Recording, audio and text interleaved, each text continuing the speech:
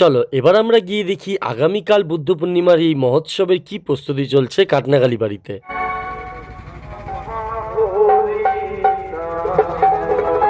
আমি ভেতরে এন্টার করতেই দেখি চারপাশটা এত সুন্দর ডেকোরেশন করেছে, মন মুগ্ধ হয়ে যাবে।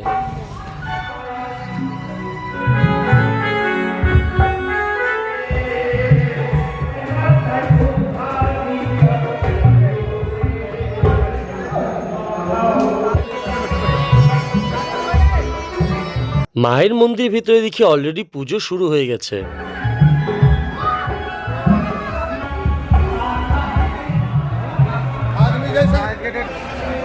আর এইসব আগামীকালের প্রসাদের প্রস্তুতি চলছে। বন্ধুরা তোমরা তো দেখতেই পাচ্ছ চারিদিকে প্রায় সবজির পাহাড়।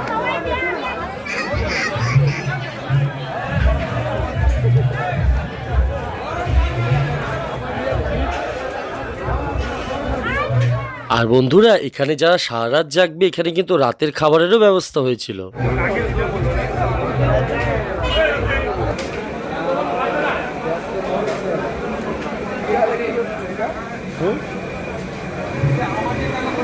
আর এই বড় বড় কড়াই সারা রাত প্রসাদ তৈরি হবে। আর যাদের কাছে কুপন রয়েছে তারা এই মাটির হাঁড়ি প্রসাদগুলো নিয়ে যাবে কাল।